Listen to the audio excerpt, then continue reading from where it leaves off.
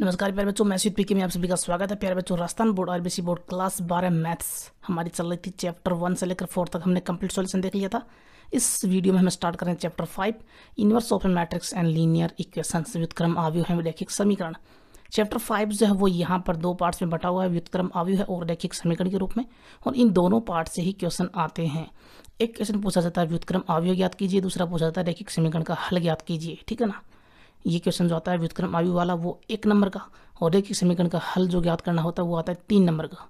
तो बहुत सारे पॉइंट हैं इस पूरे चैप्टर में। पहले हम उन पॉइंट्स की बात कर लेते हैं।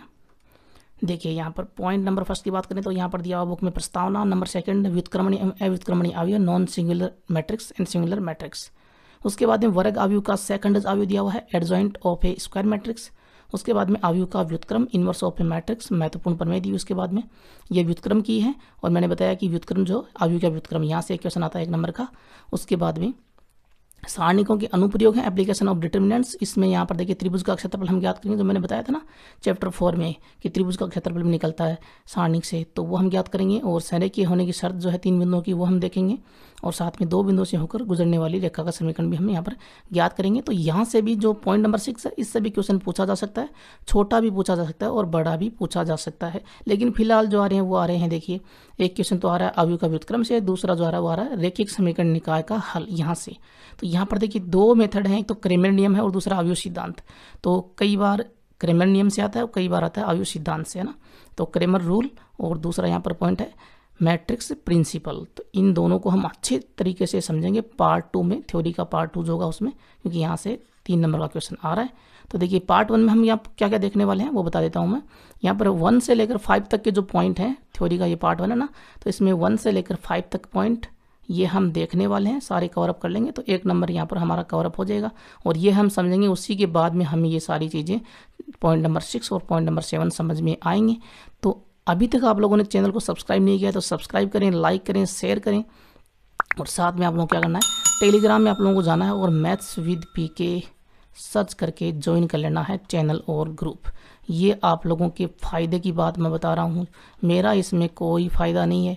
ठीक है जी, आप लोगों को ये काम करना ही करना है, क्योंकि वहाँ पर PDF फाइल्स, प्रीवियस ईयर के पेपर्स, नोट्स, फॉर्मूला सब कुछ अपलोड होता रहेगा।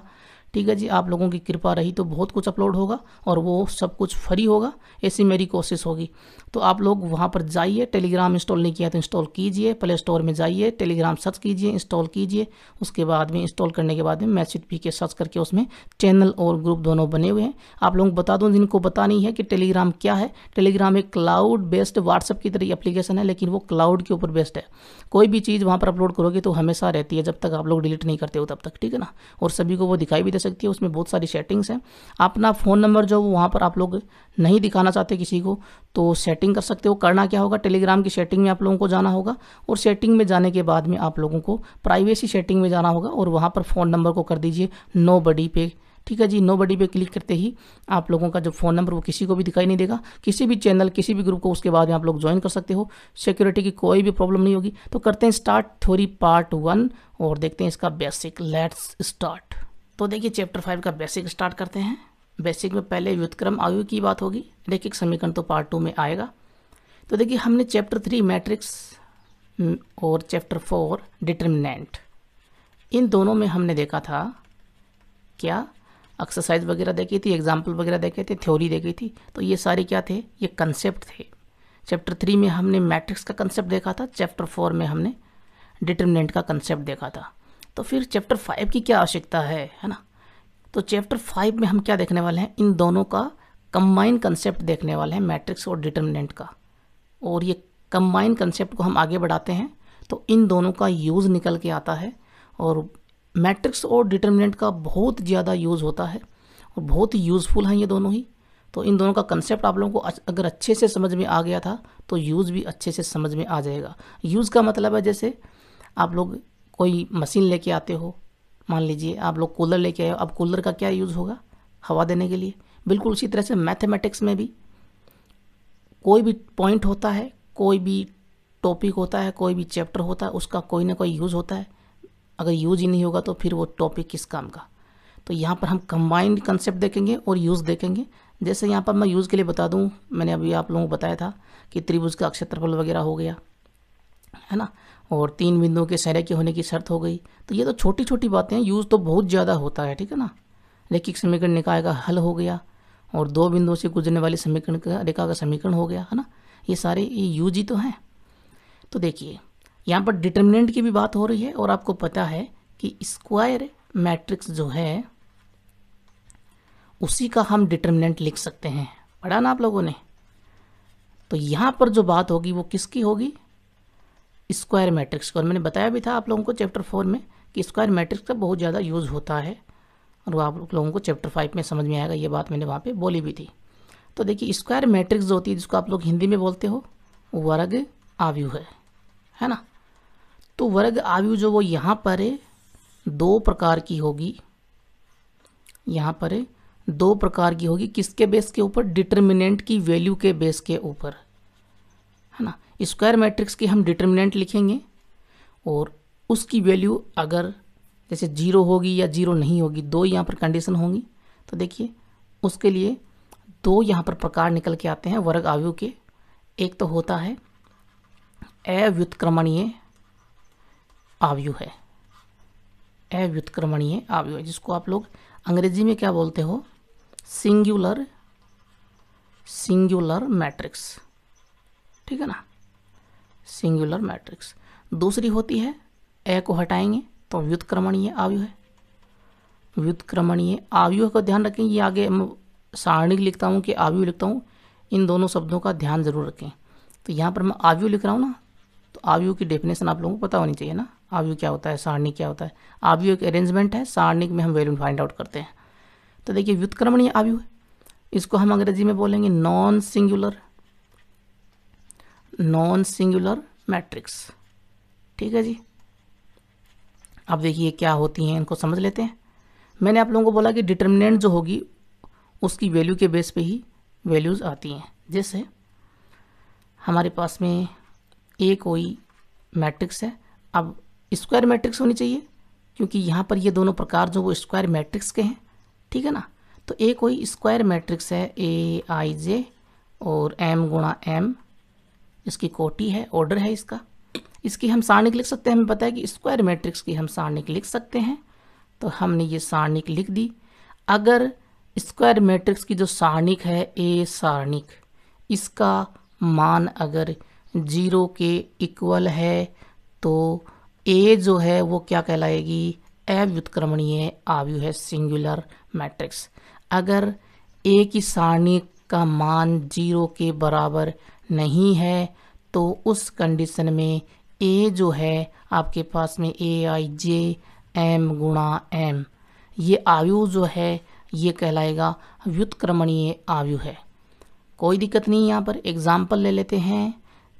और एग्जाम्पल में जैसे देखिए A आपके पास में आव्यूह है 1 2 3 6, हम इसकी लिखते हैं सारणिक, और सारणिक का मान याद करते हैं। तो सारणिक लिखेंगे तो ये कोष्टक हटाएंगे और सारणिक का वाला कोष्टक हम लगा देंगे। अब वैल्यू निकालते हैं जी, तो 6 को 1 से मल्टीप्लाई किया, 6 × 1 -3 × 2, और यहाँ से वैल्यू आ रही है 6 - 6 = 0। तो A आपके पास में आव्यूह है थी, और इसकी सारणिक देखिए उसका मान आ रहा है 0। इसका मतलब क्या हुआ कि A जो है वो क्या है, अव्युत्क्रमणीय है। और यहाँ पर व्युत्क्रमणीय और अव्युत्क्रमणीय का मतलब क्या है, अगर मैट्रिक्स अव्युत्क्रमणीय होगी तो हम उसका व्युत्क्रम आव्यूह है नहीं निकाल पाएंगे, और अगर मैट्रिक्स के बराबर में 0 नहीं होगा, व्युत्क्रमणीय होगी, तो हम उसका व्युत्क्रम आव्यूह निकाल सकते हैं, ठीक है जी। इन्वर्स उसका हम निकाल सकते हैं। अब जैसे एग्जांपल मैं यहाँ पर व्युत्क्रमणीय के लिए लूँ, तो देखिए A आपके पास में कोई आव्यूह है 1 2 3 4, ये मान लीजिए, कोई दिक्कत नहीं है, ठीक है जी। और यहाँ से हम इसकी सारणिक लिखेंगे तो आपको पता ही है कि कोष्टक चेंज हो जाएगा, और अब ये सारणिक बन चुकी है। वैल्यू निकालेंगे तो 4 - 3 × 2 कितना हो गया, 6, तो वैल्यू आएगी -2। आपको पता है -2 जो है वो 0 के इक्वल नहीं होता, ये 0 के इक्वल नहीं है। तो यहाँ पर जो हमारे पास में आव्यूह जो है, सारणिक नहीं आव्यूह है, तो ये आव्यूह जो ये क्या कहलाएगा, ये कहलाएगा व्युत्क्रमणीय आव्यूह है। बात आप लोगों को धीरे धीरे समझनी स्टार्ट हो गई होगी। तो अब हम आगे बढ़ेंगे और हमारा जो काम होगा वो किस पे होगा, व्युत्क्रमणीय अवयव के ऊपर ही, ठीक है ना, क्योंकि हमें व्युत्क्रम निकालना है, सीधी सी बात है। तो बढ़ते हैं आगे और सहखंडज अवयव देखते हैं। तो देखिए वर्ग अवयव का सहखंडज अवयव है एडजॉइंट ऑफ स्क्वायर मैट्रिक्स हम कैसे निकालेंगे और क्या होता है ये। जैसे आपके पास में एक कोई स्क्वायर मैट्रिक्स है, तो आपको पता ही है AIJ, और ये कोष्टक होगा बड़ा वाला, और साथ में यहाँ पर होगा क्रम जो है वो क्या होगा, m गुणा m या n गुणा n, दोनों जगह पे ये सेम होना चाहिए। जैसे यहाँ पर मैंने m लिखा है, m फॉर मंकी वाला है ना, और ये सेम होना चाहिए दोनों में, तभी वो स्क्वायर मैट्रिक्स होगी ना। बुक में कई जगह पे ये m गुणा n दिया हुआ, ऊपर लिखा हुआ है स्क्वायर मैट्रिक्स, तो वो स्क्वायर मैट्रिक्स कैसे होगी, m गुणा n है तो, है ना, उसका आप लोगों को ध्यान रखना है। अब देखिए पहली स्टेप हमारी क्या होगी, ये आपको दिया होगा अवयव है A, है ना, स्क्वायर मैट्रिक्स होगी, वर्ग अवयव होगा। इसका आपसे पूछेगा कि सहखंडज अवयव ज्ञात कीजिए, एडजॉइंट निकालिए इसका। तो देखिए सबसे पहली स्टेप नंबर 1 क्या होगी, वो ये होगी, हम सबसे पहले इसका सारणिक लिख सकते हैं, इसके अंदर जो अवयव होंगे बस वो सारणिक के रूप में लिखने हैं। तो ये यहाँ पर AIJ, ठीक है जी, ये इसकी होगी सारणिक। क्रम जो होगा वो आपको पता है m है ना, यहाँ पर सिंगल m लिखा है, तो आपको पता है कि डिटर्मिनेंट में क्या होता है कि पता ही आप लोगों को कि पंक्तियाँ और स्तंभ समान होते हैं, तो केवल आप m भी लिख सकते हो, इसका मतलब ये होगा कि m गुणा m का है ना। स्टेप नंबर 2 ये आप लोग नहीं लिखोगे तभी कोई बात नहीं, क्योंकि आपके पास में मैट्रिक्स तो है ही है ना, मैट्रिक्स तो आपके पास में है ही, यूँ भी आप लोग इसको दर्शा सकते हो। स्टेप नंबर 2 क्या होगी, स्टेप नंबर 2 में देखिए आपके पास में जो ये सारणिक आ चुकी है, तो इसका हम क्या करेंगे, इसके जो अंदर के जो अवयव हैं AIJ के रूप में सारे अवयव होंगे, जैसे A11 A12, यहाँ पर संख्याएं होंगी 2 3 4 5 इस तरह से ना, तो उन सभी के हम निकालेंगे सहखंड कोफैक्टर्स। तो AIJ जो है उसके हम निकालेंगे क्या, कोफैक्टर्स। ये स्टेप नंबर 2 होगी, कोफैक्टर्स सहखंड, ठीक है जी, सहखंड को आप लोग दर्शाते हो ना किससे, कैपिटल FIJ के रूप में, है ना, ये सहखंड हो गए। अब अगली स्टेप क्या होगी, स्टेप नंबर 3, सहखंड आपके पास में आ गए, तो अब FIJ जो है इसका हम लिखेंगे, जितने भी अवयव आपके पास में आ गए ना सहखंड के, तो उन सभी के हम एक अवयव तैयार कर लेंगे उन सभी से, क्योंकि बहुत सारे अवयव आपके पास में होंगे, जितने यहाँ पर मैट्रिक्स में A मैट्रिक्स में अवयव होंगे उतने ही यहाँ पर सहखंड में भी आ जाएंगे, क्योंकि सभी अवयवों का निकलेगा ना यहाँ पर सहखंड जो वो सभी अवयवों के निकलेंगे। तो इसकी हम लिखेंगे अवयव है FIJ के रूप में होगी वो, ठीक है जी। उसके बाद में ये हो गया, तो अब अगली स्टेप होगी स्टेप नंबर 4, स्टेप के रूप में बता रहा हूँ आप लोगों को ताकि आसानी से आप लोगों को समझ में आए। तो स्टेप नंबर 4 में क्या होगा कि FIJ आपके पास में अवयव के रूप में आप लोगों ने लिख लिया, इसका हम करेंगे ट्रांसपोज, परिवर्त अवयव इसका हम लिखेंगे, यानी कि FIJ जो है इसका हम ट्रांसपोज लेंगे। ट्रांसपोज का आप लोगों को पता ही है कि पंक्तियों को स्तंभ बना देते हैं, स्तंभों को पंक्तियाँ, और ये जो वैल्यू होगी यही क्या होगी, A का सहखंडज अवयव है, जिसको हम दर्शाएंगे स्मॉल ADJ, जो है यहाँ पर देखिए आ रहा है ना ADJ, एडजॉइंट से कैपिटल A, इसका मतलब होगा कि A का ये क्या है, सहखंडज है, एडजॉइंट है, एडजॉइंट मैट्रिक्स है। क्लियर है जी, इस तरह से हम निकालेंगे। फिर से बता रहा हूँ, पहले स्टेप होगी ये आपको दिया होगा, ये अवयव है, वर्ग अवयव होगा। पहले स्टेप में हम सारणिक निकालेंगे इसकी, दूसरी स्टेप में सारणिक के जो अवयव होंगे उन सभी के सेकंड जो हम निकाल चुके हैं पहले, ये भी हमको पता ही है। उसके बाद में तीसरी स्टेप में जो आपके पास में जितने भी अवयव आएंगे सहखंडों से, उनकी हम एक अवयव तैयार करेंगे, और अगली स्टेप में स्टेप नंबर 4 में हम उसका ट्रांसपोज करेंगे, और वही हमारे पास में क्या होगा, एडजॉइंट ऑफ A। ये एडजॉइंट ऑफ A जो है सहखंडज अवयव जो है ये आएगा काम में व्युत्क्रम अवयव जो हम निकालेंगे उसमें, ठीक है जी। अब देखिए इसका हम व्यापक रूप देख लेते हैं। जैसे आपके पास में व्यापक रूप में हम समझ रहे हैं इसको ना, जैसे आपके पास में A कोई अवयव है 3x3 का, सपोज कीजिए स्क्वायर मैट्रिक्स है, A11 A12 A13 A21 A22 A23 A31 A32 A33, ठीक है जी। सबसे पहला काम, पहली स्टेप क्या होगी, हम इसका क्या लिखेंगे, सारणिक। तो इसकी सारणिक क्या होगी, बिल्कुल जो अंदर वाले अवयव जो हैं वो यहाँ पर ये कोष्टक हटेगा और इस कोष्टक के अंदर आ जाएंगे। तो A11, A12, A13, A21, A22, A23, A31, A32, A33, ये पहला काम हो गया। ठीक है जी। उसके बाद में अगले स्टेप में क्या होगा कि ये जो अवयव जितने भी आए हैं A11, A12, ये सारे, इन सभी के हम सहखंडज निकालेंगे और उनका एक अवयव हम तैयार करेंगे। तो उस अवयव को मैं Fij के रूप में लूँगा ना, ये अवयव होगा ना, ये अवयव क्या हो जाएगा, अवयव ले रहे हैं यहाँ पर ध्यान रखें, सारणिक से सहखंड निकाले उन सभी के अवयव है। तो F11 ये A11 का सहखंड है, F12 ये A12 का है ना, इसी तरह से सभी के निकलेंगे। तो A13, F13, F21, F22, F23, F31, F32, F33, और इसका हम कर देंगे ट्रांसपोज। और जैसे ही हम अगले स्टेप में ट्रांसपोज करेंगे इसका, तो हमारे पास में क्या होगा, एडजॉइंट ऑफ A। ठीक है जी, इसका ट्रांसपोज कर देंगे। और ट्रांसपोज का आपको पता ही है, जैसे मैं यहाँ पर इसका ट्रांसपोज करूँगा तो क्या होगा, पहले मैं लिखूँगा F11, F12, F13, F21, F22, F23 और F31, F32, F33। ट्रांसपोज में आपको पता है पंक्तियों को स्तंभ बनाते हैं, स्तंभों को पंक्तियाँ। पहली पंक्ति को मैं यहाँ पर पहला स्तंभ बनाऊँगा, तो F11, F12, F13। उसके बाद में दूसरी पंक्ति को दूसरा स्तंभ बनाऊँगा, तो F21, F22, F23। और तीसरी पंक्ति को तीसरा स्तंभ F31, F32, F33। तो फाइनली ये हमारे पास में आंसर होगा, एडजॉइंट ऑफ A होगा। क्लियर है जी। यहाँ पर ध्यान रखें, ये सारणिक नहीं है, ये क्या है, सहखंडज जो वो अवयव होगा। एग्जाम्पल लेते हैं और एग्जाम्पल से समझेंगे तो आसानी से ये थ्योरी जो वो समझ में आ जाएगी। जैसे आपके पास में 2x2 का कोई A स्क्वायर मैट्रिक्स है, मैं यहाँ पर अवयव ले लेता हूँ 4, 3, 2, 5। ठीक है जी। अब हम क्या करेंगे, सबसे पहले इसकी सारणिक लिखेंगे, क्योंकि हम निकाल रहे हैं यहाँ पर सहखंडज अवयव है A का। तो सहखंडज अवयव निकालना है तो इसकी सारणिक हमें लिखनी पड़ेगी। ये हमारे पास में सारणिक हो गई 4, 2, 3, 5। अब 2x2 का यहाँ पर ये मैंने क्यों लिया, क्योंकि आसानी से हम निकाल सकते हैं यहाँ पर इसके सहखंड, है ना। तो हम सहखंड निकालते हैं। सबसे पहले 4 का सहखंड निकालेंगे। 4 का सहखंड क्या होगा, देखिए 2x2 में आपको पता है कि ये 4 और 5 जो वो मुख्य विकर्ण के अवयव हैं, तो इसके सामने का जो भी होगा वो इसका सहखंड होगा, यानी कि 5, है ना। और ये क्या होगा, F, यहाँ पर देखिए मैं यहाँ पर ये A11 है, ये A12 है, ये A21 है, ये A22 है। ठीक है जी।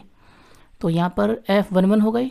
उसके बाद में हम बात करें 3 की, तो 3 का सहखंड क्या होगा, मैंने आप लोगों को बताया है सामने वाला होता है लेकिन माइनस में होगा ना, तो माइनस का 2 होगा। तो ये आप लोग निकाल सकते हो, क्योंकि उपसारणिक हम निकालते हैं तो ऐसे निकालते हैं ना, उपसारणिक से सहखंड निकलता है कि ये स्तंभ गया, ये पंक्ति गई, तो ये 2 हो गया 3 का उपसारणिक, है ना। और उपसारणिक हो गया तो यहाँ पर देखिए इसकी पोजीशन क्या है, 2, 1, तो विषम है पोजीशन, दोनों को जोड़ेंगे तो 2 + 1 3 विषम है, तो माइनस में आएगा ये सहखंड। ये सब कुछ आप लोगों ने सीखा हुआ है तो कोई दिक्कत नहीं होनी चाहिए। तो 3 का सहखंड यहाँ पर माइनस का 2 हो गया, और ये 3 जो वो A12 है, तो F12। ये A12 क्यों है, पहली पंक्ति का दूसरा अवयव है ना, तो पहली पंक्ति का दूसरा अवयव है ना, तो A12 इस तरह से। तो ये F12 आ गया हमारे पास में। उसके बाद में 2 का निकालें, तो 2 का सहखंड क्या होगा, 2 का सहखंड देखिए सामने वाला 3 लेकिन माइनस में, ठीक है ना। यहाँ पर ये तो आपस में सामने के होते हैं लेकिन माइनस में होते हैं, और ये सामने के होते हैं लेकिन वही होते हैं, ठीक है ना। जो मुख्य विकर्ण में होते हैं वो सेम टू सेम होते हैं, सामने के होते हैं लेकिन सेम टू सेम, मतलब माइनस में है तो माइनस में, प्लस में तो प्लस में। तो -3 यहाँ पर आया, ये 2 का सहखंड है और 2 की पोजीशन है A21, तो ये हो गया F21। उसके बाद में हम बात करते हैं 5 की। 5 का नहीं देखा ना, तो 5 का सहखंड क्या हो जाएगा, सामने वाला 4। ये आपके पास में 5 का हो गया, 5 की पोजीशन है A22, तो F22 यहाँ पर ये सेकंड हो गया। इन सभी का हम क्या करेंगे, इन सभी की हम लिखेंगे एक स्क्वायर मैट्रिक्स, उसको हम Fij के रूप में, और ये 2x2 की होगी ना, वो स्क्वायर मैट्रिक्स होगी। देखिए स्क्वायर मैट्रिक्स में सबसे पहले F11 हम लिखेंगे, वो है 5, पहली पंक्ति का पहला अवयव है ना। पहली पंक्ति का दूसरा अवयव माइनस का 2 होगा। दूसरी पंक्ति का पहला अवयव आएगा, क्योंकि 2/2 किया ना, तो वो -3 है, तो वो यहाँ आएगा। और दूसरी पंक्ति का पहला अवयव है ना, और दूसरी पंक्ति का दूसरा अवयव यहाँ पर 4 हो जाएगा। ठीक है जी। ये आपके पास में क्या आ गया, सहखंड जो हमने निकाले अवयव ए की सारणी के अवयवों के, और उनकी ये अवयव हमने बना ली। अब हम करेंगे इसका ट्रांसपोज। तो Fij जो आपके पास में है, इसका हम ट्रांसपोज देखेंगे। ट्रांसपोज के लिए आप लोगों को क्या करना है, पंक्तियों को स्तंभ बनाना है, स्तंभों को पंक्तियाँ। तो ये पहली पंक्ति, इसको मैं पहला स्तंभ बनाऊंगा, दूसरी पंक्ति को दूसरा स्तंभ। ठीक है जी। तो ये दूसरी पंक्ति हो गई, इसको हमने दूसरा स्तंभ बना दिया। और यही आपके पास में आंसर होगा क्या, एडजॉइंट ऑफ ए, यानी कि ए का सहखंडज अवयव है। क्लियर है जी। बस इसमें इतना सा ही, यही काम हमें 3/3 की जो हमारे पास में स्क्वायर मैट्रिक्स होगी उसमें करना होगा। ठीक है जी। यानी कि पहले हम उसकी सारणिक लिखेंगे, उसके बाद में जो अवयव होंगे सारणी के उन सभी के हम सहखंड निकालेंगे, और उसके बाद में सहखंडों की हम निकालेंगे स्क्वायर मैट्रिक्स, और उसका करेंगे ट्रांसपोज, और वही हमारे पास में आंसर होगा। क्लियर है। साथ में देखिए यहाँ पर जो आपके पास में मैट्रिक्स है, स्क्वायर मैट्रिक्स 4 3 2 5, 4 3 2 5, तो इसकी एडजॉइंट हमारे पास में क्या है, एडजॉइंट ऑफ ए, सहखंडज अवयव क्या है इसका, वो है 5 4 -2 -3। तो देखिए जो 2/2 की, ये 2/2 की है ना स्क्वायर मैट्रिक्स, तो जो 2/2 की स्क्वायर मैट्रिक्स होगी, यानी कि द्वितीय क्रम की जो मैट्रिक्स होगी, उसकी हम सहखंडज अवयव है ना, एडजॉइंट ऑफ ए, बड़ी आसानी से देखते ही निकाल सकते हैं। क्या करना होगा हमें, देखिए ये जो हमारे पास में मुख्य विकिरण है, प्रिंसिपल डायगोनल है 4 5 है ना, तो इनका तो हमें स्थान चेंज करना होगा, 4 को 5 की जगह लेकर आना होगा, 5 को 4 की जगह। और जो हमारे पास में पिछला विकिरण है उसको हम ऐसा का ऐसा रखेंगे, बस उसका निशान जो वो हम चेंज कर देंगे। बस इतना सा काम यहाँ पर करना होगा, और आपके सामने होगी ए की सहखंडज अवयव है।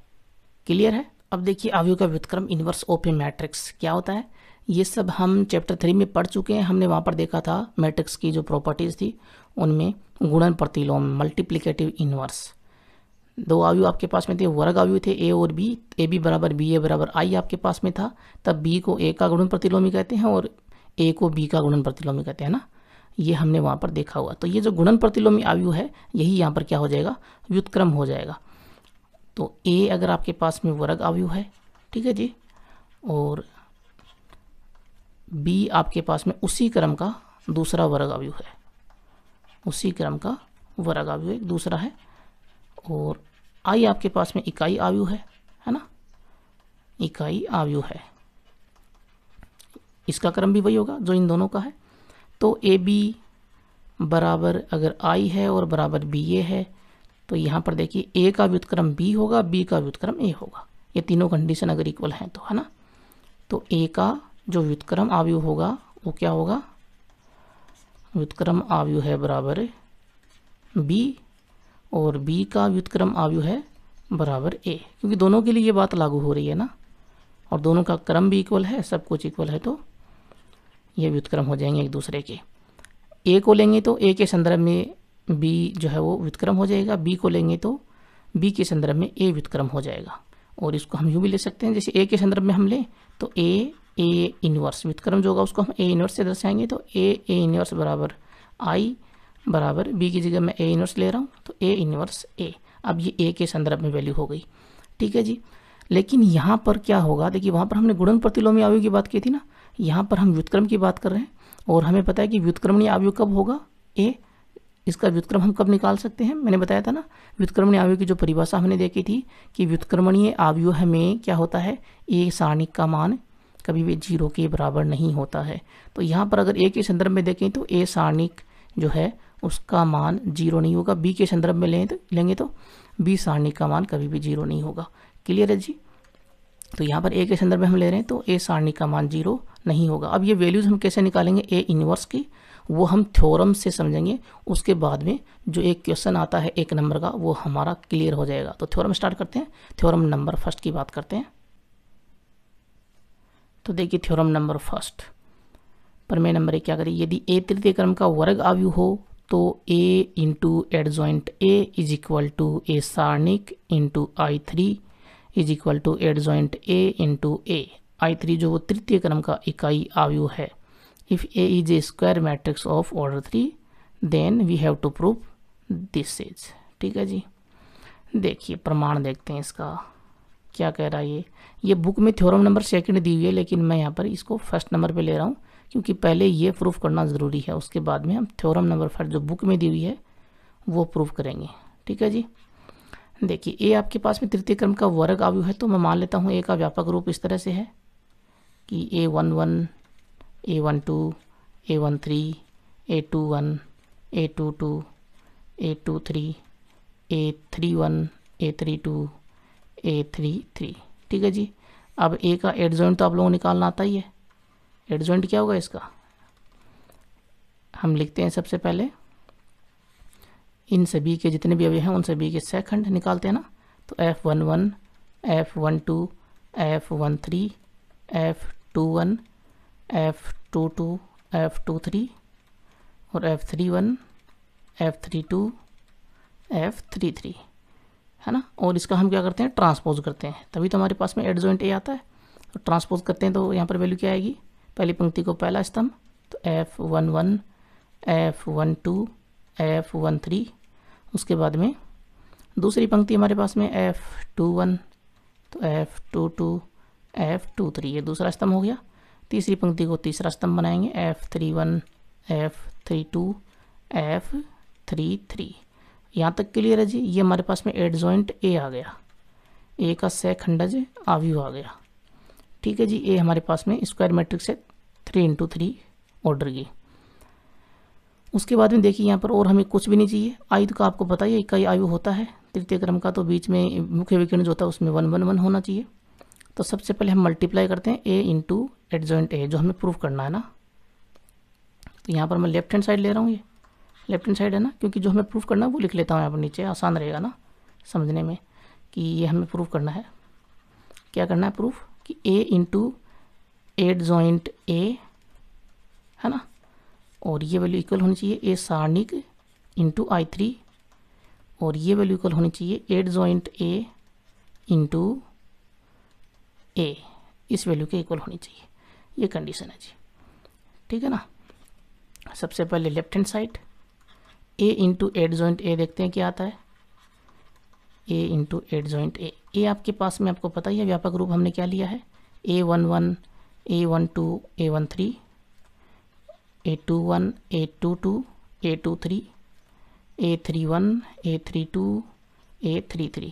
पीछे आप लोगों ने जो काम किया वो डिटर्मिनेंट पे किया है, यहाँ पर वापस जो है वो मैट्रिक्स आ चुकी है, तो मैट्रिक्स के रूल आप लोगों को पता होने चाहिए। इसको मल्टीप्लाई करेंगे हम एडजॉइंट ए से। एडजॉइंट ए आपके पास में देखिए ये रहा, तो इससे मल्टीप्लाई करना हमें। तो F11 F12 F13 F21 F22 F23 और F31 F32 F33। ठीक है जी। और अब करते हैं मल्टीप्लाई। तो मैट्रिक्स को मल्टीप्लाई कर रहे हैं तो पहली पंक्ति को पहले स्तंभ से इस तरह से मल्टीप्लाई करेंगे।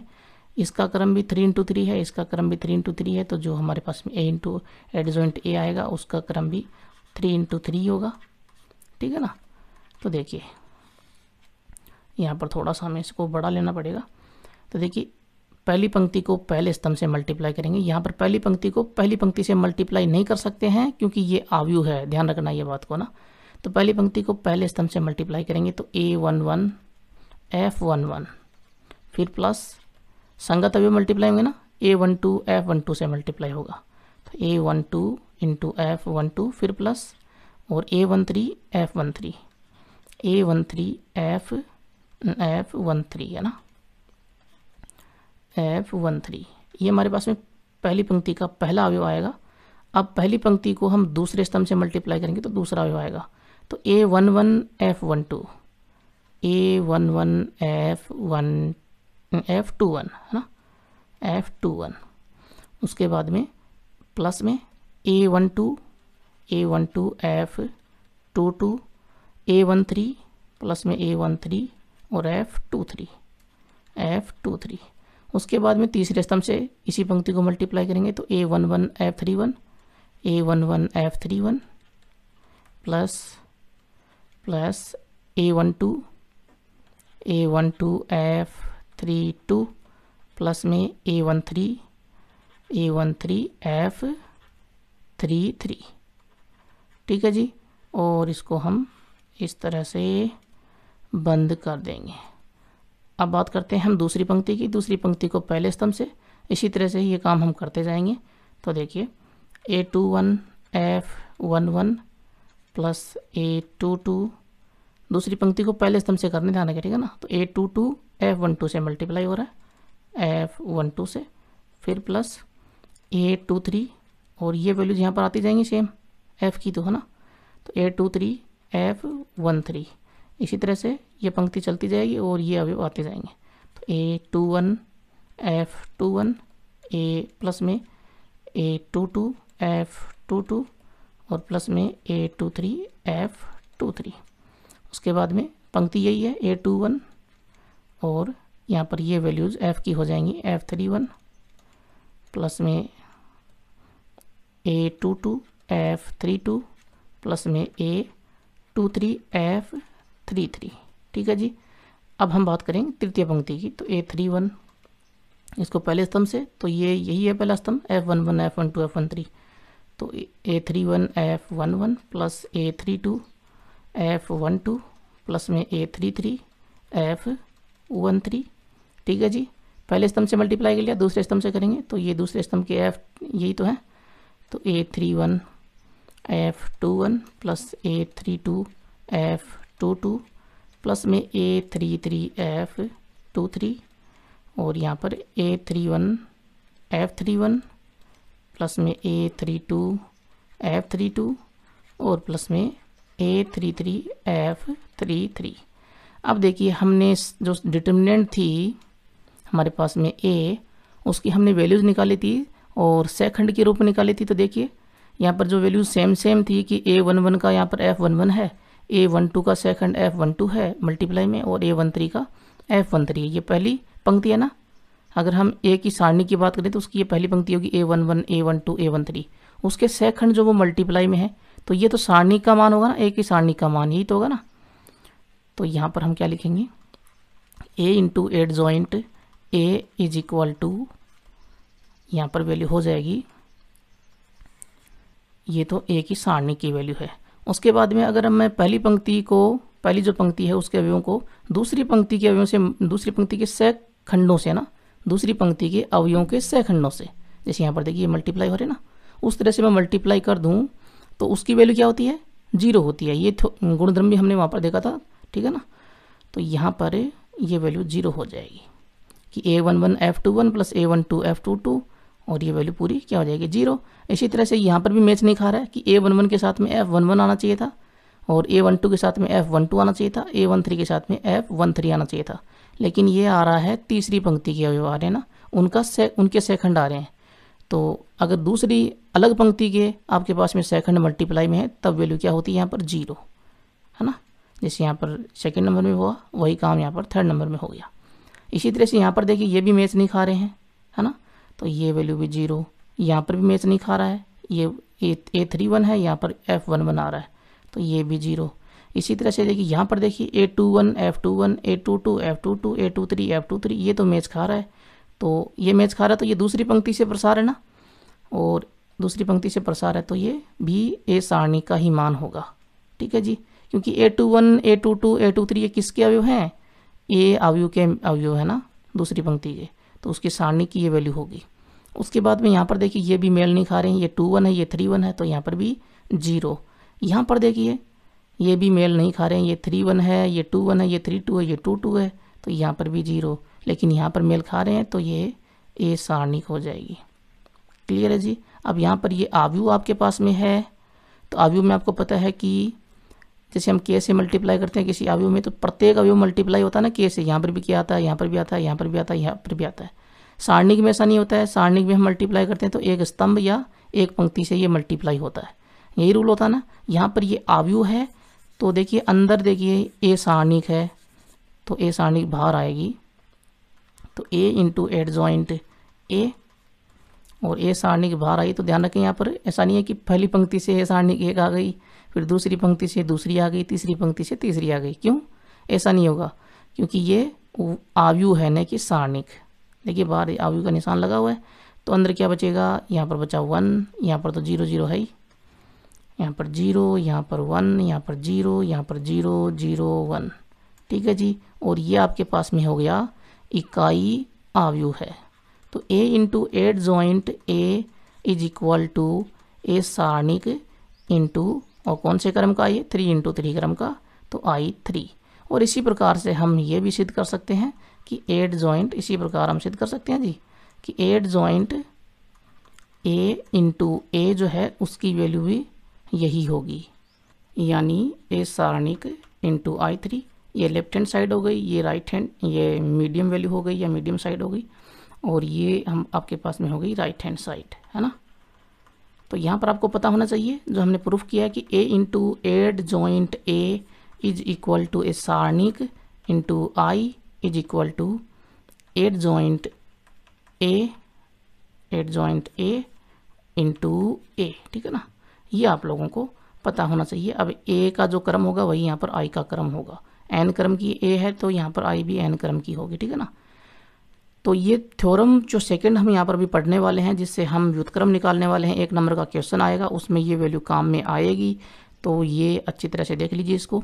अब देखिए इसकी कुछ प्रॉपर्टीज़ भी हैं, उनकी हम बात कर लेते हैं। जैसे देखिए यहाँ पर प्रॉपर्टीज़ हैं कि यदि a और b अगर n क्रम की है, वहाँ पर हमने तृतीय क्रम की लिए, यहाँ पर n क्रम की है, तो a into adjoint a equal होगा ए सारणिक, वहाँ पर हमारे पास में I3 है, यहाँ पर IN हो जाएगा।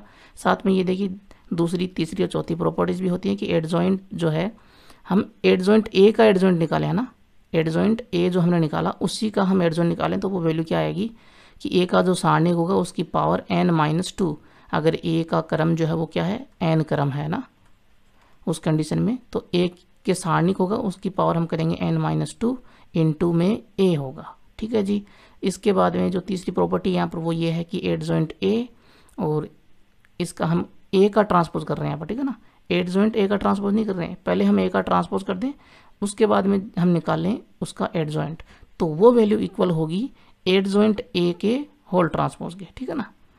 और साथ में एडजॉइंट हम निकालें a और b दोनों का मल्टीप्लिकेशन करके, तो ये वैल्यू इक्वल होगी adjoint b into adjoint a के, ठीक है जी। तो ये प्रॉपर्टीज भी आप लोगों को पता होनी चाहिए। अब स्टार्ट करते हैं हम थ्योरम नंबर सेकंड, जो बुक की थ्योरम नंबर फर्स्ट है। तो देखिए प्रमेय नंबर 2, एक वर्ग आव्यूह a के व्युत्क्रमणीय होने के लिए आवश्यक एवं पर्याप्त शर्त है कि a का जो डिटर्मिनेंट होगा वो नॉट इक्वल्स टू 0 होगा। A square matrix A is invertible if and only if A is non singular matrix, यानी कि A determinant not equals to 0, ठीक है जी। प्रूफ क्या करना है, जो हम काफ़ी देर से डिस्कस कर रहे थे कि a सारणिक जो है, a की जो सारणिक है उसका मान 0 नहीं होना चाहिए अगर हम a का व्युत्क्रम निकालना चाहते हैं, a के व्युत्क्रमणीय आयु होने के लिए, है ना, ये शर्त है। अब यहाँ पर देखिए आवश्यक एवं पर्याप्त शर्त, यहाँ पर ये भी लिखा हुआ। अब इसका मीनिंग क्या होगा वो थोड़ा सा हम समझ लेते हैं। इंग्लिश में तो यहाँ पर क्या लिखा हुआ है, इफ़ एंड ओनली इफ़, तो इसको तो हम हिंदी में ट्रांसलेट करेंगे तो क्या होगा, यदि और केवल यदि। लेकिन यहाँ पर ये शब्द कुछ और ही बता रहा है आप लोगों को, तो यहाँ पर देखिए हिंदी में इसका बड़ा मीनिंग है, वो समझते हैं, क्योंकि बच्चों को डाउट है जी यहाँ पर, और डाउट मैं आपको पता ही रखता नहीं हूँ, है ना। तो आवश्यक शर्त और पर्याप्त शर्त, इसको समझते हैं। आवश्यक शर्त जैसे आप लोग कहोगे कि जीवन के लिए, इंसान के जीने के लिए क्या चाहिए, पानी चाहिए ना, तो पानी आवश्यक है, पानी नहीं होगा तो हम जी नहीं पाएंगे। तो जीवन के लिए क्या आवश्यक हुआ, पानी, ये तो आवश्यक शर्त हो गई कि जीना है तो पानी चाहिए। पर्याप्त शर्त का मतलब आप लोगों से ये कहूँ मैं कि जीवन जीने के लिए पानी पर्याप्त है ना, यानी कि और किसी चीज़ की आवश्यकता नहीं है। तो ये तो गलत बात हो जाएगी, क्योंकि अकेले पानी से हम जी नहीं पाएंगे, है ना। तो पानी पर्याप्त है जीवन के लिए, ये तो गलत बात हो जाएगी, ये तो सही बात नहीं है। लेकिन ये बात सही है कि पानी आवश्यक है जीवन के लिए, ठीक है ना। तो पर्याप्त बात क्या होगी, जैसे आप अपने पापा से कहते हो कि मुझे चॉकलेट खानी है, 50 रुपये दीजिए, तो पापा आपको देते हैं 20 रुपये और कहते हैं 20 रुपये पर्याप्त है, 20 rupees are enough to eat chocolate, है ना, ऐसे बोलते हैं ना कि 20 रुपये पर्याप्त हैं चॉकलेट खाने के लिए, और पर्याप्त भी हैं क्योंकि 20 रुपये में चॉकलेट आ जाएगी, तो 50 रुपये वो क्यों देंगे। तो ये पर्याप्त की बात हुई, यानी कि हम बोलते हैं ना बस बहुत है, बस बहुत है तो गुणी है, मारवाड़ी में बोलते हैं ना, तो वो जो बहुत है वही क्या है, पर्याप्त है। ठीक है जी। तो यहाँ पर देखिए इसका मीनिंग क्या होगा वो समझते हैं। सबसे पहले हम प्रमाण देंगे, तो इसमें आवश्यक शर्त की बात करेंगे। देखिए आवश्यक शर्त, ये हिंदी में समझा रहा हूँ मैं ना, अंग्रेजी वालों को समझ में आ रहा है कि नहीं आ रहा पता नहीं। देखिए आवश्यक का मतलब है कि अगर ए का व्युत्क्रम निकालना है तो ए की सारणिक का मान कभी भी 0 के बराबर नहीं होना चाहिए, ये आवश्यक है। 0 के बराबर हुआ तो हम व्युत्क्रम नहीं निकाल पाएंगे। ठीक है जी। तो अब हम प्रूफ करने वाले हैं आवश्यक शर्त में कि ए सारणिक नॉट इक्वल्स टू 0। देखिए आपके पास में ए वर्ग आव्यूह है ना, वर्ग आव्यूह है ए, आपको दिया हुआ देखिए यहाँ पर वर्ग आव्यूह है ए, इसका हम मान लेते हैं कोई व्युत्क्रम है, का व्युत्क्रम आव्यूह हम मान लेते हैं यहाँ पर क्या है जी, बी है। ये हमने सपोज कर लिया, सपोज क्या किया, इस बी को सपोज किया, ए को नहीं, ए तो हम यहाँ पर दिया हुआ है। उसके बाद में अगर ये व्युत्क्रम है तो आपको पता है कि ए बी बराबर आई होगा बराबर बी ए होगा। ठीक है जी, ये कंडीशन आपको पता ही है। तो यहाँ पर बी जो वो इसका व्युत्क्रम है और आई जो वो क्या है, इकाई मैट्रिक्स है। क्लियर है। अब देखिए मैं यहाँ पर ले लेता हूँ इन दोनों को कि ए बी बराबर आई, और ए बी का मैं ले लूँ यहाँ पर सारणिक, तो मुझे आई का भी सारणिक लेना होगा। अब आई आपको पता है इकाई मैट्रिक्स है कि 1 1 इस तरह से ये वैल्यू है, तो इसका हमें सारणिक लूँगा, तो बताइए सारणिक की वैल्यू क्या आएगी। मैं इस तरह से लूँगा तो इकाई मैट्रिक्स की सारणी का मान क्या आता है, 1 आता है, आपको पता है। तो ये वैल्यू इसकी 1 हो जाएगी। तो ए बी का जो हमने जो सारणी लिया है इसको मैं अलग अलग कर सकता हूँ क्या, बिल्कुल कर सकता हूँ। अलग अलग मतलब ए सारणिक इंटू बी सारणिक, इन दोनों को मल्टीप्लाई करूँगा तो हमने देखा हुआ है प्रॉपर्टीज़ में, डिटरमिनेंट की प्रॉपर्टीज़ में ए बी का सारणिक हो जाता है, और यहाँ पर ये वैल्यू 1 के बराबर आ गई। अब इसका बड़ा मीनिंग है, देखिए ए सारणिक इंटू बी सारणिक बराबर 1। क्या मीनिंग है इसका, इसका मीनिंग ये है कि अगर कोई दो संख्याएं आपके पास में हैं, उन दोनों का मल्टीप्लिकेशन अगर 1 आ रहा है, ए और बी आपके पास में संख्याएं हैं, दोनों का मल्टीप्लिकेशन 1 आ रहा है, तो इसका मतलब क्या हो जाएगा कि ना तो ए 0 के बराबर है ना ही बी 0 के बराबर है, क्योंकि दोनों में से एक भी 0 हुआ तो मान क्या आएगा, 0 आएगा, न कि 1। इसका मतलब ये दोनों ही 0 के बराबर नहीं हैं, है ना। ए इंटू 0 बराबर ये भी 0 आएगा, 0 इंटू बी बराबर ये भी 0 आएगा। तो यहाँ पर 1 के लिए अगर इक्वल में 1 है तो ये दोनों ही 0 के बराबर नहीं होंगे। ठीक है ना। इसका मतलब हम कह सकते हैं कि ए सारणिक नॉट इक्वल्स टू 0। बात आप लोगों को समझ में आ गई होगी। इसी तरह से यहाँ पर आप लोग ये भी कह सकते हो कि बी सारणिक जो है वो भी 0 के बराबर नहीं होगी, लेकिन यहाँ पर हम एक के व्युत्क्रम की बात कर रहे हैं, बी ए का व्युत्क्रम हम ले रहे हैं, तो हम केवल यही प्रूव कर रहे हैं ना यहाँ पर, तो हम बस यही लेंगे, क्योंकि यहाँ पर ये दोनों ही 0 के बराबर नहीं होंगे, है ना। दोनों में से एक भी 0 के बराबर होगा तो आपको पता है मल्टीप्लाई करेंगे तो वैल्यू 0 आएगी, लेकिन यहाँ पर तो क्या 1 है। क्लियर है ना। तो ये तो हो गई पर्याप्त शर्त की बात, और ये तो हो गया यहाँ पर आवश्यक शर्त की बात। तो ये हो गया प्रूफ, है ना, कि ए का सारणिक नॉट इक्वल्स टू 0। अब पर्याप्त शर्त में देख लेते हैं। पर्याप्त शर्त का मतलब क्या होगा, आपको अगर ए का व्युत्क्रम निकालना है ना, ए का क्या निकालना है, व्युत्क्रम निकालना है, तो अगर आपके पास में ए का सारणिक 0 के बराबर नहीं है तो आप निकाल सकते हो। मतलब ये एक पर्याप्त शर्त है कि ए सारणिक का मान आपके पास में 0 के बराबर नहीं है तो निकाल लीजिए। अब निकालोगे नहीं निकालोगे ये आपके ऊपर डिपेंड करता है। ठीक है ना। तो ये पर्याप्त बात हो गई। तो अगर आपके पास में ए सारणिक का मान 0 के बराबर नहीं है तो निकाल लेते हैं जी, पर्याप्त शर्त है ना, तो निकाल लेते हैं क्या, ए का व्युत्क्रम। और क्या, तो देखिए हमने थ्योरम फर्स्ट में देखा, क्या देखा कि A into adjoint A is equal to क्या होगा, इज इक्वल टू ए का सारणिक इंटू आई, है ना, और ये इक्वल था एड जॉइंट ए इंटू ए। यही था क्या थ्योरम फर्स्ट में, बिल्कुल यही था। मैंने बोला था ना याद कर लो याद कर लो, यही तो है वो, याद कर लो। अब मैं देता हूँ तीनों साइड जो हैं उनमें ए सारणिक का भाग दे सकता हूँ क्या, दे सकता हूँ भाग, कोई दिक्कत नहीं है।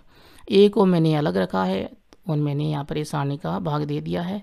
तो देखिए यहाँ पर ये कट रहा है जी, कट रहा है, कट रहा है, काट दिया जी, काट दिया, काट दिया ना।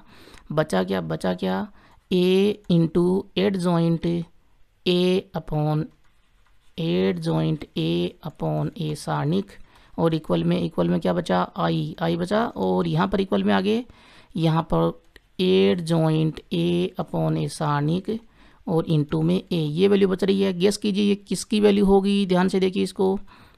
हमने देखा था कि ए बी बराबर आई बराबर बी ए, कंपेयर कीजिए। यहाँ पर देखिए बी की वैल्यू क्या आ रही है, 8 जॉइंट ए अपॉन ए सारणिक, और यहाँ पर देखिए बी की वैल्यू वही है 8 जॉइंट ए अपॉन ए सारणिक। इसका मतलब बी हमारे पास में क्या था, बी था ए का इन्वर्स, तो मैं इसको यूँ लिख लूँ, ए इन्वर्स बराबर आई बराबर ए इन्वर्स ए। तो यहाँ से ए इन्वर्स की वैल्यू क्या आ रही है, जी, ए इन्वर्स बराबर आ रहा है 8 जॉइंट ए अपॉन ए सारणिक, यही आ रहा है क्या, देखिए गेस कीजिए। देखिए ए इंटू ए इन्वर्स, ए इंटू ये वैल्यू है, तो यही तो आएगा ना ए इन्वर्स के बराबर में। ये कब आया बताइए, कब आया, ये जब आया, तब आया कब, जब ए सारणिक नॉट इक्वल्स टू क्या थी, 0 के बराबर नहीं थी। पर्याप्त शर्त थी ना ये, कि अगर ये इतना सा काम आपको पता है कि ए सारणिक की वैल्यू 0 के बराबर नहीं है तो आप लोग निकाल लोगे। अब यहाँ पर देखिए, यहाँ पर भी हम प्रूफ कर सकते हैं कि देखिए नीचे आ गया ए सारणिक, तो नीचे अगर ये 0 हो गया तो हम ए इन्वर्स नहीं निकाल पाएंगे ना, क्योंकि ये हो जाएगा 1/0, उसकी वैल्यू इन्फिनिटी होती है, इन्फिनिटी कोई संख्या होती नहीं है, आपको पता है, ठीक है ना। इसका मतलब ए सारणिक यहाँ पर 0 के बराबर हो ही नहीं सकती, क्योंकि यहाँ पर भी देखिए इन्वर्स में अपॉन में ए सारणिक आ गया, 0 कैसे रखेंगे, ठीक है ना। तो यहाँ से ये जो आपके पास में फॉर्मूला आया है ए इन्वर्स का, क्या फॉर्मूला आया है, ए इन्वर्स बराबर 8 जॉइंट ए अपॉन ए सारणिक, और इसी से हम निकालेंगे ए का व्युत्क्रम। ए इन्वर्स पहले निकालेंगे 8 जॉइंट ए, उसमें भाग देंगे ए सारणिक की वैल्यू का, और आपके पास में क्या होगा, ए इन्वर्स आंसर होगा। एग्जाम्पल ले लेते हैं और बस करते हैं स्टार्ट। देखिए एग्जाम्पल, जैसे आपके पास में ए कोई सारणी का वर्ग आव्यूह आपके पास में है, और मान लीजिए मैं ले लेता हूँ, बस ये 0 के बराबर ना आ जाए इसकी सारणी का मान, बस इतना ध्यान रखना है, 1 2 3 और ये 4, 0 के बराबर नहीं आ रहा ना। देखिए सारणी निकालूंगा मैं तो 4 × 1 4 माइनस 3 × 2 -6, तो माइनस का 2 वैल्यू आएगी ये सारणी की। मैं वैल्यू यहाँ पर निकाल लेता हूँ, क्या दिक्कत है, ये सारणी की वैल्यू निकाल रहा हूँ, तो सारणी का तो चिन्ह लगाऊंगा ही, तो 1 2 3 4 वैल्यू आई 4 - 3 × 2 6 = -2। ये सारणी की वैल्यू हमने निकाल ली। चलिए हम इसके क्या करते हैं, एडजॉइंट की वैल्यू निकालते हैं, यानी कि सहखंडज अवयव के मान निकालते हैं। तो आपको पता है शॉर्ट में निकाल सकते हैं हम, यहाँ पर 2 × 2 क्रम की है, 3 × 2 क्रम, 3 × 3 क्रम का काम जो है वो हम एग्जाम्पल्स में, क्वेश्चंस में करेंगे, वो बहुत बढ़िया तरीके से करेंगे, ठीक है ना। यहाँ पर ये छोटा सा एग्जाम्पल मैंने लिया है, तो मैं यहाँ पर एडजॉइंट ए निकालता हूँ। तो आपको पता है कैसे निकालेंगे बताइए, अवयव होगा ये भी 2 × 2 का। तो पहले तो मैं क्या करूँगा, जो मुख्य विकिरण है, जो प्रिंसिपल डायगोनल है, उसके अवयवों को करूँगा चेंज, तो 4 1। उसके बाद में ये ऐसे कैसे रहेंगे 3 2, और इनका निशान होगा चेंज। ये आपके पास में एडजॉइंट ए आ गया। अब आपको ए इन्वर्स निकालना है, तो बड़े आराम से आप लोग निकाल सकते हो। क्यों? क्योंकि आपके पास में फॉर्मूला है एडजॉइंट ए अपॉन ए सारणिक वाला। तो यहाँ पर एडजॉइंट ए जो है वो ध्यान रखें आव्यूह है, ठीक है ना, क्योंकि ए आव्यूह था, उसी का हम क्या निकाल रहे हैं, सहखंडज आव्यूह है ना। ये एडजॉइंट ए जो वो सहखंडज आव्यूह है, न कि सारणिक। नीचे इसके सारणिक दी हुई है, सारणिक का मतलब है एक वैल्यू है, ठीक है जी। वैल्यू क्या है देखिए -2, तो एडजॉइंट ए आपके पास में है यहाँ पर ये वाली वैल्यू 4 -3 -2 1, और सारणिक जो है आपके पास में उसकी वैल्यू है -2। तो अब आपको पता है कि ये वैल्यू अंदर जाएगी, तो क्या पता आपको कि प्रत्येक अवयव जो है उसमें भाग लगेगा -2 का। तो ए इन्वर्स क्या आएगा बताइए, क्योंकि ये अवयव है ना, अवयव में प्रत्येक अवयव में लगेगा। सारणिक होती तो सारणिक होती तो क्या आपको पता है, एक पंक्ति या एक स्तंभ में होता है ये काम। तो देखिए भाग दीजिए, 4 में 2 का भाग दिया 2, लेकिन माइनस लगाओ तो -2, माइनस माइनस ये प्लस हो गया, 2 में 2 का भाग दिया 1, उसके बाद में माइनस माइनस ये प्लस हो गया, अंदर गया तो ना मल्टीप्लाई हो रहा है, और 3/2 हो गया यहाँ पर, और यहाँ पर हो गया 1/-2 या -1/2। ये आपके पास में आ गई क्या, ए इन्वर्स। इस तरह से हम निकालेंगे ए इन्वर्स का मान, लेकिन 3/3 में थोड़ा सा बड़ा होगा, क्योंकि एडजॉइंट ए निकालेंगे तो थोड़ा सा आएगा जोर। तो देखिए थ्योरम नंबर 3 प्रमेय नंबर 3, प्रत्येक व्युत्क्रमणीय अवयव का व्युत्क्रम अवयव अद्वितीय होता है। Inverse matrix of non singular matrix is unique. तो ये हमें प्रूव करना है कि अगर ए आपके पास में कोई व्युत्क्रमणीय आव्यूह है, व्युत्क्रमणीय आव्यूह है, ए आपके पास में है जी, ठीक है जी, आव्यूह ए, और इसका जो व्युत्क्रम आव्यूह होगा वो सिर्फ और सिर्फ एक ही होगा, दो नहीं हो सकते। अद्वितीय का मतलब क्या है, यूनिक का मतलब क्या है, जिसके समान दूसरा न हो। तो हम मान लेते हैं कि यहाँ पर प्रमाण देना है तो मान लेंगे कि दो हैं, उनको बराबर कर देंगे। तो व्युत्क्रमणीय आव्यूह है ए के दो व्युत्क्रम, व्युत्क्रम मतलब इनवर्स मैट्रिक्स, व्युत्क्रम आव्यूह है बी व सी है। ये हमने मान लिया, माना है ना, सपोज कर लिया। ए जो है वो यहाँ पर क्या नॉन सिंगुलर मैट्रिक्स है, उसकी कंडीशन क्या होती है, ये उसकी कंडीशन होती है ए सारणिक नॉट इक्वल्स टू 0, ठीक है जी। तो अब देखिए ये दोनों ही इसके व्युत्क्रम है, तो आपको पता है कि अगर बी व्युत्क्रम है तो ए बी बराबर आई बराबर क्या होगा, बी ए होगा। सी यहाँ पर व्युत्क्रम है तो सी ए बराबर आई, ए सी बराबर सी ए बराबर आई होगा ना, ए सी बराबर आई बराबर सी ए, दोनों कंडीशन हो गई। अब देखिए ये इक्वेशन नंबर मैं फर्स्ट ले लेता हूँ, इसको मैं ले लेता हूँ सेकंड। इक्वेशन फर्स्ट से देखिए, इक्वेशन फर्स्ट में जो दिया हुआ है कि ए बी बराबर क्या दिया हुआ है, ए बी बराबर आई, मैं दोनों तरफ कर देता हूँ मल्टीप्लाई, किससे, सी से, सी से मल्टीप्लाई करूँगा तो क्या वैल्यू आएगी, सी ए बी बराबर सी आई। हमें पता है कि आव्यूह जो होता है वो साचरी होता है ना यहाँ पर, तो मल्टीप्लिकेशन में साचरी होगा। तो यहाँ पर देखिए कि ए बी के साथ में मल्टीप्लाई है, अब ये सी के साथ में हो जाएगा ना, यानी कि मैं लिख सकता हूँ कि सी ए इंटू बी, इस तरह से लिख सकता हूँ ना साचरीय गुणधर्म लगा के, और इक्वल में सी आई है, तो मैं यहाँ पर साचरीय गुणधर्म की बात कर रहा हूँ, एसोसिएटिविटी है ना, तो साचरीय गुणधर्म से ये वैल्यू हो जाएगी। अब यहाँ पर देखिए सी ए जो है वो किसके बराबर है, गेस कीजिए। यहाँ पर देखिए ऊपर सी ए जो वो आई के बराबर है, सी ए की जगह मैं आई पुट करूँगा तो आई इंटू बी बराबर सी इंटू आई, ये वैल्यू आ रही है। अब हमको पता है कि आई जो वो क्या होता है, वो गुणन तत्समक भी तो होता है ना, इकाई आयु जो है वो गुणन तत्समक होता है। हमने चैप्टर 3 में देखा था प्रॉपर्टीज़ में ना, कि गुणन तत्समक का मतलब क्या, कि आई से मैं किसी भी वर्ग आयु को मल्टीप्लाई करूँगा तो वापस वही आ जाएगी। तो मैं आई को मल्टीप्लाई करूँगा बी से तो वापस बी आ जाएगा, या फिर मैं सी को आई से मल्टीप्लाई करूँगा तो यहाँ पर वापस क्या आ जाएगा, सी, है ना। जिस आयु को मल्टीप्लाई करते हैं वापस वही आ जाता है, वही तो होता है गुणन तत्समक, हमने देखा था ना थ्योरी में। आप लोगों को मैं दिखा देता हूँ, देखिए ये रहा गुणन तत्समक, है ना, मल्टीप्लिकेटिव आइडेंटिटी, कि मैं मल्टीप्लाई करूँ यहाँ पर आई को ए से तो वापस ए आ गया, या ए को आई से मल्टीप्लाई करूँ तो वापस ए आ गया। और आई का यहाँ पर क्रम जो हो, यहाँ पर देखिए ये वर्ग आयु है तो उसमें क्रम सेम ही रहेगा, और वर्ग आयु नहीं है तो यहाँ पर देखिए ये क्रम अलग अलग हो जाता है ना। तो अब देखिए b बराबर हमारे पास में क्या आया, लास्ट में c आ गया, b बराबर c आ गया। इसका मतलब क्या कहेंगे हम, कि a जो आपके पास में व्युत्क्रमणीय आव्यूह है उसका सिर्फ और सिर्फ एक ही व्युत्क्रम होगा, अद्वितीय होगा ना।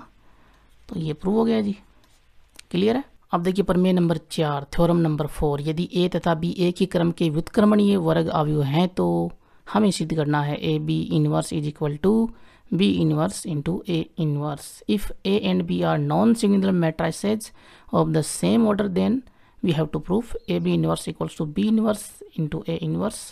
तो देखिए देखते हैं इसका प्रमाण। आपके पास में देखिए a और b दिए हुए हैं, एक ही क्रम के व्युत्क्रमणीय वर्ग आव्यूह हैं, तो हम यहाँ पर लिख लेंगे a व b एक ही क्रम के व्युत्क्रमणीय वर्ग, जो बात ऊपर लिखी है वही लिख रहा हूँ मैं जी, जो दिया हुआ हमें, है ना, ये तो दिया हुआ, ये हमें प्रूव करना होता है, व्युत्क्रमणीय वर्ग आव्यूह हैं। देखिए जी ए व्युत्क्रमणीय है तो आपको पता है तब ए का सारणिक जो है वो 0 के बराबर नहीं हो सकता। यहाँ पर बी भी व्युत्क्रमणीय है तो बी का सारणिक जो है वो भी 0 के बराबर नहीं हो सकता, ठीक है जी। उसके बाद में एक ही क्रम के हैं तो इन दोनों को हम मल्टीप्लाई भी कर सकते हैं, क्योंकि ये वर्ग आव्यूह है और एक ही क्रम के हैं, जैसे 3 इंटू 3, ये भी 3 इंटू 3, ये भी 3 इंटू 3, इन दोनों को मल्टीप्लाई करेंगे तो वो भी 3 इंटू 3 आएगी, आव्यूह जो आएगी ना। तो हम कहेंगे चूँकि ए व बी एक ही क्रम के हैं, अतः ए बी संभव है, यानी कि ए इंटू बी जो है वो संभव है। ये हम क्यों कह रहे हैं ये संभव है, ये ऐसी बात क्यों लिख रहे हैं? यहाँ पर देखिए ये दिया हुआ ना ए बी, तो पहले हमें चेक तो करना पड़ेगा कि ए इंटू बी संभव है कि नहीं। जो हमें यहाँ पर दिया वो बात हमें यहाँ पर प्रूफ करनी पड़ेगी कि ए बी यहाँ पर संभव हो गया जी। अब देखिए ए बी संभव है तो यहाँ पर ये इन्वर्स के रूप में वैल्यू दी हुई है, तो क्या ए बी का इन्वर्स भी संभव है? ए बी के इन्वर्स का मतलब है कि ए इंटू बी की जो सारणिक होगी उसकी वैल्यू क्या होनी चाहिए? 0 के बराबर नहीं होनी चाहिए। अगर 0 के बराबर नहीं है तो ए बी जो है, ए बी आव्यूह जो है वो व्युत्क्रमणीय होगा, है ना। तो यहाँ पर देखिए चूंकि हमें पता है कि ए का सारणिक नॉट इक्वल्स टू 0, बी का सारणिक नॉट इक्वल्स टू 0, इन दोनों को मैं एक साथ लेकर आऊँगा, तब क्या हो जाएगा कि ए सारणिक इंटू बी सारणिक नॉट इक्वल्स टू 0। भाई ये भी 0 नहीं है, ये भी 0 नहीं है। जैसे मान लीजिए इसकी वैल्यू 1 है, इसकी वैल्यू 2 मान लीजिए, 1 इंटू 2 करूँगा तो मैं ये भी 0 के बराबर नहीं होगा ना, दोनों 0 नहीं है, तो मल्टीप्लाई करूँगा तो 0 के बराबर तो नहीं आएगा। बात आप लोगों को समझ आ गई ना।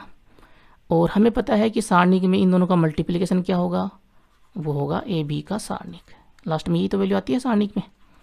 तो ए बी सारणिक नॉट इक्वल्स टू 0 है, इसका मतलब ए बी व्युत्क्रमणीय है, व्युत्क्रमणीय है। और इसका मतलब क्या है, ए बी का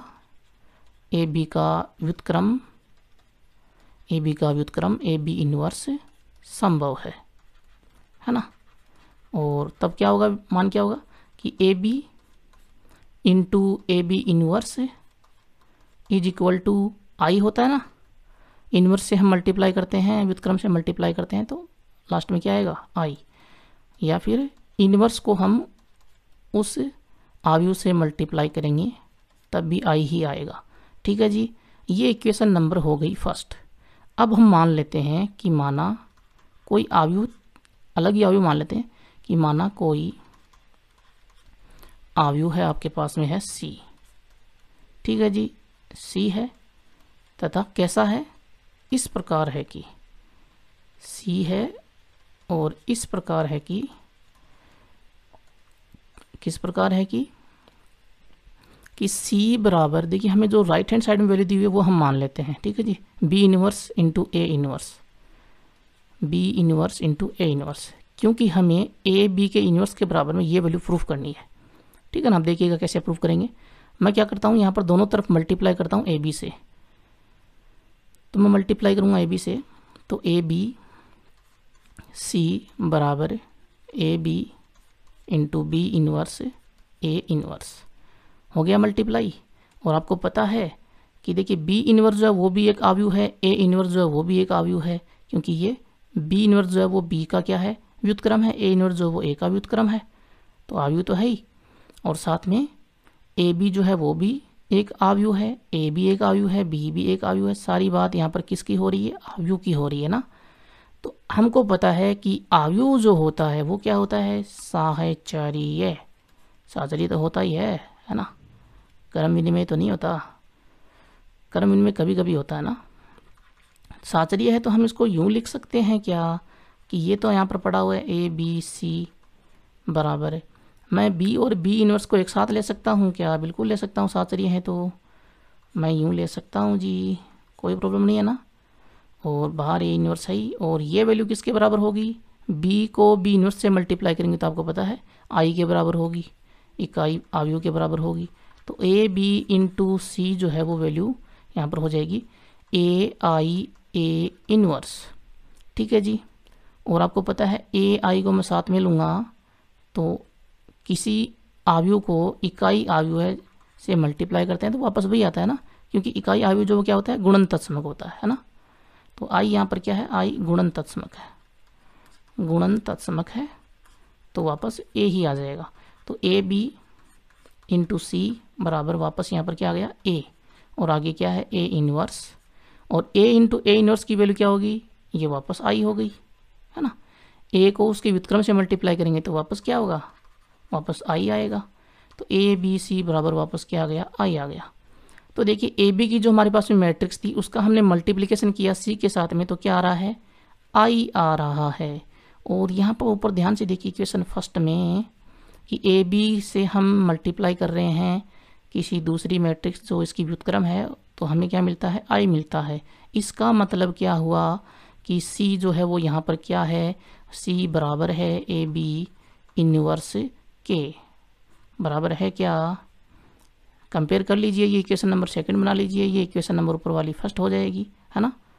तो देखिए इक्वेशन फर्स्ट, ये वाली इक्वेशन फर्स्ट और सेकंड से कंपेयर करेंगे तो आपको दिखाई दे रहा है कि सी बराबर क्या है, ए बी इन्वर्स है। और सी की वैल्यू हमने क्या मानी है, सी की वैल्यू हमने मानी है, दोनों तरफ से यहाँ पर प्रूफ करने की आवश्यकता नहीं है कि मैं दोनों तरफ से प्रूफ करूँ इस तरह से कि ए बी सी, फिर मैं यहाँ पर प्रूफ करूँ कि सी इंटू ए बी, दोनों तरफ का मतलब क्या है, ये वाली कंडीशन भी प्रूफ करूँ, है ना। ये आपके पास में आ गई, तो हमें तो बस ये इतना चाहिए कि ये वैल्यू ये दोनों बराबर होनी चाहिए, ठीक है ना। तो यहाँ पर ये दोनों बराबर हो रही हैं क्योंकि सी बराबर ए बी इन्वर्स, कंपेयर किया तो इक्वेशन फर्स्ट व सेकंड से कंपेयर किया तो ये वैल्यू हमारे पास में आ गई। और सी की वैल्यू जो आपके पास में पहले से आपने मानी हुई है क्या है, ये वाली देखिए, सी तो एक्चुअल में वही है ना, सी क्या है, सी तो आपके पास में बी इन्वर्स ए इन्वर्स है, तो ये हो गया प्रूफ, ठीक है जी।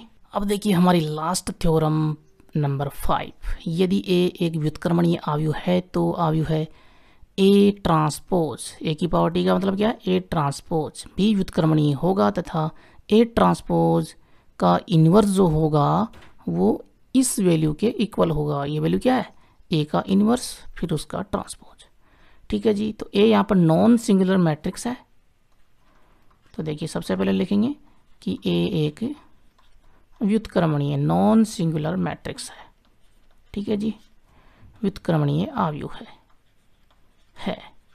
अब ये व्युत्क्रमणीय आव्यूह है तो आपको पता है क्या कि ए का सारणिक जो है वो 0 के बराबर नहीं हो सकता, ठीक है ना। ये 3 बार मैंने नहीं क्यों बोला, नेसेसरी और पर्याप्त शर्त जो होती है ना उसके लिए याद रखना। तो अब देखिए हमें पता है कि ए का जो सारणिक होता है वो इसके ट्रांसपोज के सारणिक के भी बराबर होता है, क्योंकि हम ए का ट्रांसपोज लेंगे उसका सारणिक लेंगे तो वो इक्वल होता है ना, क्योंकि आपको पता है कि मैंने बताया हुआ कि डिटर्मिनेंट में पंक्तियों को स्तंभ, स्तंभों को पंक्तियाँ आप लोग बना सकते हो, है ना, लेकिन आव्यूह में बनाते हैं तो क्या होता है, वो ट्रांसपोज बन जाता है, तो ये इक्वल होता है यहाँ पर। और ए का जो सारणिक है वो 0 के बराबर नहीं है, तो ए ट्रांसपोज का जो सारणिक होगा वो भी 0 के बराबर नहीं होगा। इसका मीनिंग क्या है, देखिए इसका जो मीनिंग है वो ये है कि ए व्युत्क्रमणीय आव्यूह है, क्योंकि ए का जो सारणिक है वो 0 के बराबर नहीं है। यहाँ पर ए ट्रांसपोज भी एक आव्यूह आपके पास में है, उसका सारणिक भी 0 के बराबर नहीं है। इसका मतलब ये हुआ कि ए ट्रांसपोज व्युत्क्रमणीय है, यही तो मीनिंग हुआ ना, व्युत्क्रमणीय आव्यूह है, ठीक है जी। व्युत्क्रमणीय है तो हम इसका व्युत्क्रम निकाल सकते हैं, तो व्युत्क्रम निकालते हैं जी। देखिए ए आपके पास में व्युत्क्रमणीय आव्यूह है, चूंकि ए का सारणिक नॉट इक्वल्स टू 0, तब हम कहेंगे कि A inverse equals to I equals to A inverse A. मैं क्या करता हूँ, दोनों तरफ क्या करता हूँ जी, मैं ले लेता हूँ ट्रांसपोज, ले लूँ ए इन्वर्स इसका ट्रांसपोज बराबर आई का ट्रांसपोज बराबर ए इन्वर्स ए का ट्रांसपोज। आई का ट्रांसपोज तो वापस आई आता है, लेकिन इन दोनों की वैल्यू क्या आएगी यहाँ पर, इन दोनों की देखिए आप लोगों ने ट्रांसपोज की एक प्रॉपर्टी पढ़ी है और उस प्रॉपर्टी से क्वेश्चंस भी आते हैं, ध्यान रखें। मैं इसलिए तो प्रॉपर्टीज़ बताता हूँ आप लोगों को, कई टीचर प्रॉपर्टीज़ नहीं बताते हैं, वो कहते हैं कि क्वेश्चन ही नहीं आता। तो देखिए ए बी का transpose is equal to B transpose into A transpose. इसी तरह से आप लोग ले सकते हो कि A B C X Y Z, है ना, उन सभी का इस तरह से ट्रांसपोज आप लोग लोगे तो ये उल्टा होता जाता है, तो लास्ट में वो सबसे पहले उसका ट्रांसपोज फिर वाई का ट्रांसपोज, सभी के लिए इस तरह से ये वैल्यू होगी, है ना, लास्ट में ए ट्रांसपोज हो जाएगा। इसी तरह से देखिए हमने जो इन्वर्स में बात की थी तो इन्वर्स में भी ऐसा ही होता है। देखिए ए बी का इन्वर्स हमने किया तो बी इन्वर्स ए इन्वर्स, तो हम इसको यूँ भी ले सकते हैं कि अगर ए बी सी और ये आगे एक्स वाई जेड तक है ना, तो और इसका इन्वर्स है तो ये इक्वल हो जाएगा Z inverse Y inverse X inverse, इस तरह से लास्ट में ए इन्वर्स, है ना। और यही बात यहाँ पर ट्रांसपोज में लागू होती है और इस प्रॉपर्टी से क्वेश्चन आता है। ये हम यहाँ पर लगाएंगे, ए की जगह तो ए ही है, बी की जगह ए इन्वर्स है, तो कोई दिक्कत नहीं।